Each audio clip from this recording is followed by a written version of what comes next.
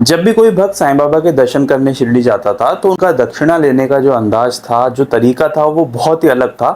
देखिए, बहुत हद तक जो भक्त जाते थे और उनके जेब में जितने पैसे होते थे, एग्जैक्टली उतनी ही दक्षिणा कई बार बाबा मांग लिया करते थे। और वो जो सामने वाला भक्त होता था, वही सोच के हैरान होता था कि इतने पैसे तो मैं टोटल अपने पास रख कर लेकर आया हूँ।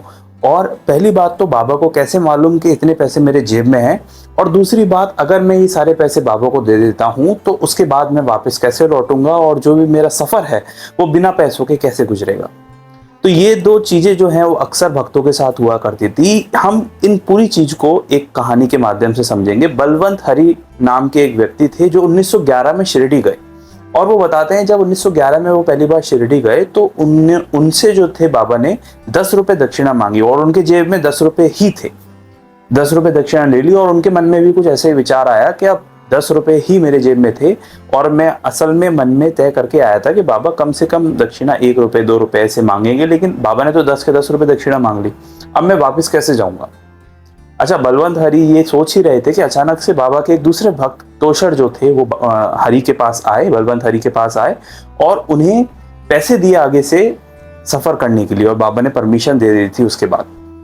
अच्छा, ये जो चीज है बाबा अक्सर किया करते थे, इसका दो वजहें थी। पहली वजह तो ये थी कि अक्सर जो भक्त आया करते थे वो मन ही मन, अगर उनके जेब में पैसे हैं तो वो एक फाइनेंशियल सिक्योरिटी से बाबा के पास आते थे कि इतने पैसे बाबा को दे देंगे, इतने पैसे से हम लौट जाएंगे। दूसरी तरफ बाबा का ये उद्देश्य रहता था कि अगर आप पैसों पर डिपेंड हो रहे हैं तो फिर आप समझ लीजिए दुनिया में ज्यादा आगे नहीं जा पाएंगे।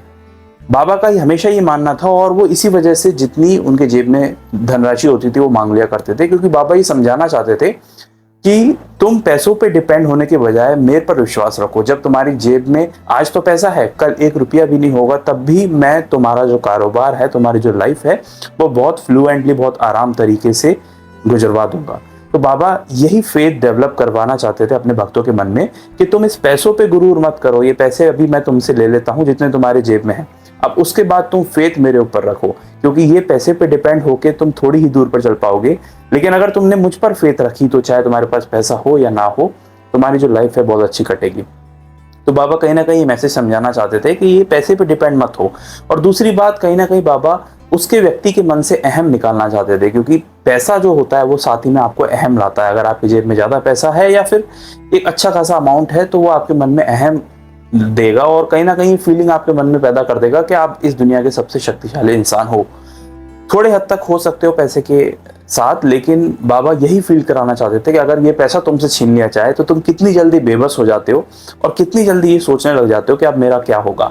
उसी के बाद बाबा ने ये जो है प्रॉब्लम का है सॉल्यूशन जो बाबा तुरंत दे दिया करते थे। और बलवंत हरि जो थे वो जब दोबारा शिरडी गए तो एक अवसर पर उनका ये प्लान था कि वो अपनी वाइफ के साथ शिरडी जाएंगे, और उन्होंने 100 रुपए अपनी जेब में रखे थे और सोचा था कि शिरडी में बाबा के दर्शन करेंगे और दक्षिणा जो भी बाबा मांगेंगे वो देकर हम निकल जाएंगे पंढरपुर में दर्शन करने स्वामी समर्थ के।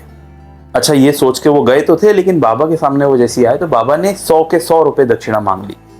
फिर दोबारा उनके मन में विचार आया कि 100 के 100 रुपए बाबा दक्षिणा मांग रहे हैं, अब हम पंढरपुर नहीं जा पाएंगे। क्योंकि बाबा की आज्ञा थी तो उन्होंने दक्षिणा दे दी और वो कुछ दिन शिरडी में ठहरे। उसके बाद बाबा ने उन्हें शिरडी से जाने की परमिशन दे दी। अब उनके पास पैसे नहीं, वो फिर ये सोचने लगे कि मैं लौटूंगा कैसे, और ना मैं पंढरपुर तो जा ही नहीं पाया, मैं घर भी नहीं जा पाऊंगा। तभी तोषर जो होते हैं वो दोबारा आते हैं, बाबा के एक और भक्त थे, और वो बाबा की तरफ से मतलब अपने आप ही पैसे दे देते हैं, जिससे उनकी जो रिटर्न जर्नी है वो कंप्लीट हो जाती है। रिटर्न जर्नी करने से पहले मिस्टर बलवंत हरि और उनकी वाइफ को ये बात समझ में आती है कि बाबा ने पैसे लिए, उसका एक अर्थ और ये था कि बाबा का ये मानना था कि तुम्हें पंढरपुर जाने की जरूरत नहीं, तुम्हारा पंढरपुर यही है, क्योंकि तमाम जो शक्तियां हैं वो सब एक ही होती हैं। तो तुम मेरे सानिध्य में आ गए, मेरे पर विश्वास रखो, तुम्हारे पंढरपुर के दर्शन भी यहीं हो जाएंगे। तो बाबा ये समझाना चाहते थे, और ये बोलते हैं बलवंत हरि कि बाबा ने डायरेक्टली तो नहीं कहा, पर उनका ये मैसेज रहा होगा कि ये पंढरपुर है वो यहीं है, तुम्हें कहीं जाने की जरूरत नहीं। तो अक्सर बाबा ऐसा किया करते थे, और हमें इससे बहुत क्लियर इंडिकेशन मिलता है, क्योंकि एक तो व्यक्ति के मन में अहम ना रहे किसी तरह का कि उसके पास पैसे हैं तो वो कुछ भी कर सकता है, और दूसरी चीज ये थी कि वो पैसों पर डिपेंड ना हो। एकदम पैसे जाते ही वो मन ही मन सोचने लग जाता था, लेकिन बाबा हमेशा ये कहते थे कि अगर मुझ पर फेथ रखते हो तो पैसे हो या ना हो इससे कोई खास फर्क नहीं पड़ता, मैं जो तुम्हारी लाइफ है वो अच्छी तरह से गुजरवा दूंगा।